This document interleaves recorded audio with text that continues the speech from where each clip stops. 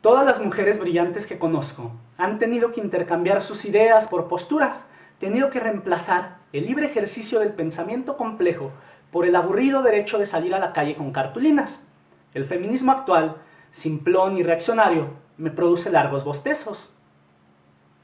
Hola, mi nombre es Harvey Weinstein, bienvenido a mi canal. Oh, this you crazy mother.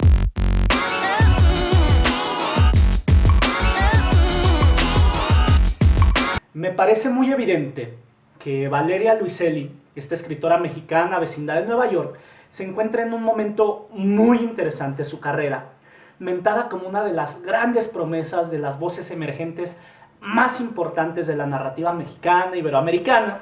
Es autora del libro de ensayos Papeles Falsos y de la novela Los Ingrávidos. El día de hoy voy a hablar de la que es, para bien y para mal, su obra más comentada hasta el momento, cuya traducción al inglés le valió estar nominada para el National Book Critics Circle, un premio que en Estados Unidos es súper importante, solo para ponerlo como en dimensión, quizás solo después del Pulitzer, pero al mismo nivel del National Book Award.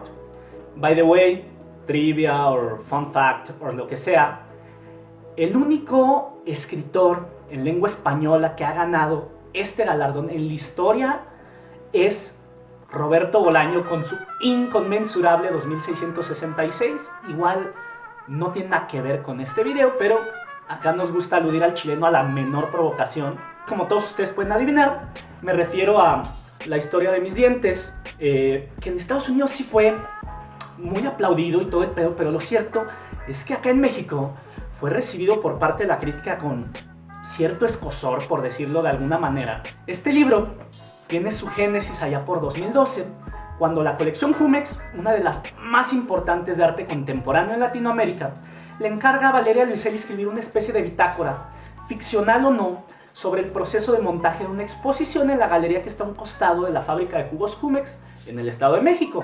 A Luiselli realmente no le interesaba mucho este encargo, sino más bien escribir una especie de novela decimonónica, en el sentido de que sería por entregas, para ser leída por los trabajadores de la fábrica, porque ella lo que quería no era tanto escribir sobre el proceso de montaje de una exposición, sino cómo veían los obreros su relación con la galería, cómo es la relación o falta de esta entre los trabajadores de una fábrica y una galería de arte contemporáneo. Y para averiguarlo y hacer que ellos hablaran, ella escribía y enviaba estos como folletines, estas entregas, a un grupo de ellos que formaban una especie de club de lectura donde debatían lo que habían leído y sobre sus propias experiencias. Todo esto se grababa en un MP3 que le enviaban de vuelta a Valeria, que lo escuchaba, tomaba notas y escribía la siguiente entrega. And so on, and so on, and so on. En este vaivén, muy propio de una conversación, de un diálogo, se fue gestando lo que se convertiría en La historia de mis dientes. La novela cuenta la historia de Gustavo Sánchez Sánchez, a quien llaman de cariño Carretera, empleado por 20 años en una fábrica de jugos. Tras un rocambolesco incidente, se le para el águila, como diría la mamá de un amigo, y pasa a convertirse, en sus propias palabras, en el mejor cantador de subastas del mundo. Carretera, uno de esos espíritus enormes, eternos, un hombre comedido, un charlatán, un mitómano, inconfundible e inquebrantable como todos los hombres sencillos, imitador de Janis Joplin después de 2 cubas, pícaro de Catepec de Morelos, sabe interpretar galletas de la suerte, puede parar un huevo sobre una mesa como hacía Cristóbal Colón, sabe contar hasta 8 en japonés, y sí, hasta sabe nadar de muertito. Aunque para ser más precisos, porque decir apegados a la verdad sería ir muy lejos, esta es la historia de sus dientes.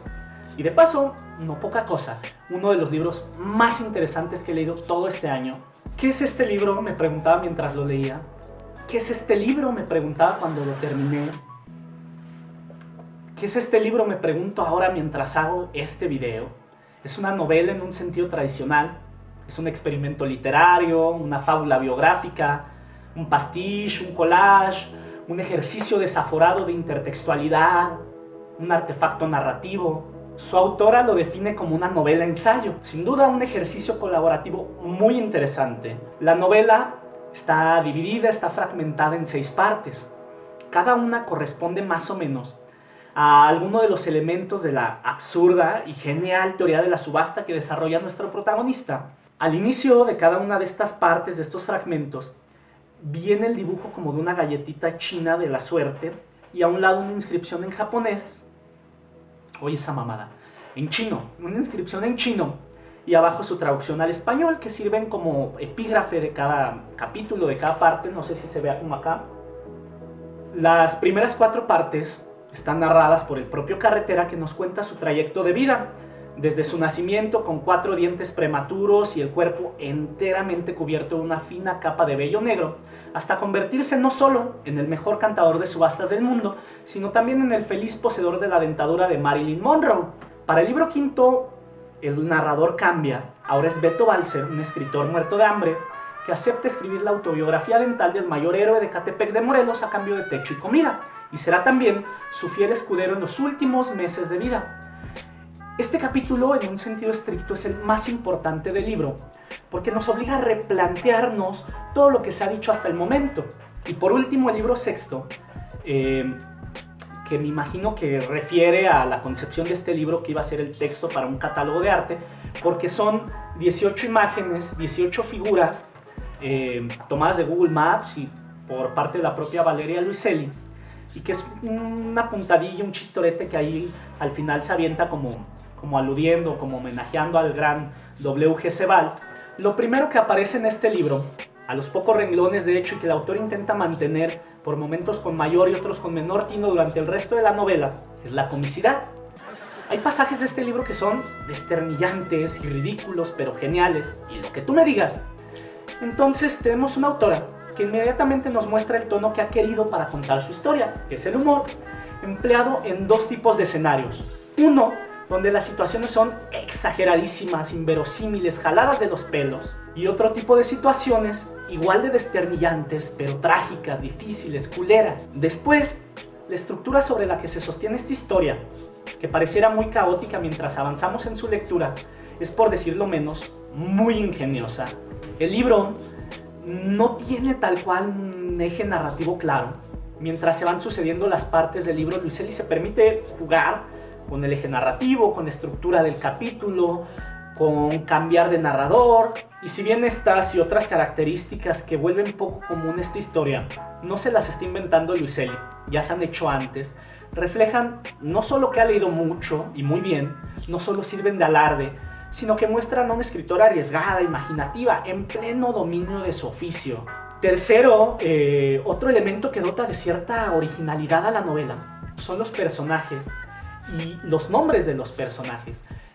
Como el 90% de los que aparecen en esta historia tienen el nombre de escritores o filósofos importantísimos o famosos, desde grandes clásicos como Proust, Platón, Michel de Montaigne, Jean-Jacques Rousseau, grandes nombres más recientes como Margot Glantz, Jorge Ibargüengoitia, Enrique Vilamatas, o más contemporáneos en edad a Valeria Luiselli como Yuri Herrera, Guadalupe Nettel, Villa Mara. Y sin embargo, yo disiento totalmente con lo que algún crítico decía de eso, que era un mero y vulgar name dropping por parte de la autora como para apantallar, que ha leído mucho y no sé qué chingados. En la historia de Mis dientes, todo este atiborramiento de nombres es usado en 2 sentidos distintos. Uno, todos estos nombres ilustres que no representan a quienes los portan en la vida real y que en esta historia son el tío o el señor del puesto de periódicos, la vecina que es costurera o el párroco de la comunidad. La autora ha dicho que su intención era vaciar de significado estos nombres y resignificar estos nombres en otra circunstancia y contexto de las personas a las que aluden. Esa es una parte del juego imaginativa, ingeniosa, sí, pero hay otra parte donde pasa a ser verdaderamente brillante, a ser el pretexto para alguno de los momentos donde más disfrutamos, como al inicio del libro segundo, donde el narrador refiere a su tío Marcelo Sánchez Proust y algo que escribió en su diario, y viene esta cita de En busca del tiempo perdido de Por el camino de Swan. Y ese es el pretexto para que nuestro protagonista se aviente una disertación sobre las erecciones matutinas en los hombres que no tiene desperdicio. O durante el libro segundo, donde Carretera subasta 10 dentaduras de infames ilustres. Hay veces en la novela donde este tipo de situaciones no consiguen quizá el mismo resultado.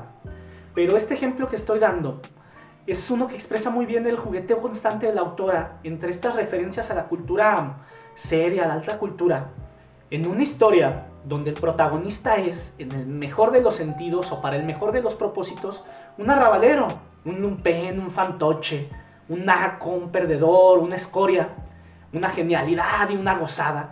Es Huicho Domínguez y el Víctor y el Cuauhtémoc Blanco, pero trufados de un montón de referencias literarias que hacen las delicias de un lector asquerosamente snob como yo. La historia de mis dientes es un libro absolutamente imperfecto, pero también absolutamente genial en su imperfección. ¿Qué es este libro? Pues yo no sé muy bien, pero pienso en aquellas voces que vaticinan la inminente muerte de la novela. Y sonrío. Me complace imaginar los lugares, los libros a donde todavía nos llevará la imaginación de escritoras y escritores con el talento de Valeria Luiselli.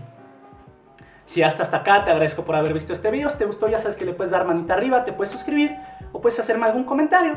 Copiándome de René, si no sabes qué comentar, siempre puedes poner: nunca he creído ni por un segundo en la muerte de la novela. Una novela puede ser tantas cosas a la vez que me parece muy difícil que alguien pueda llegar a matarla. O no puedes poner nada. Saludos, nos vemos la próxima.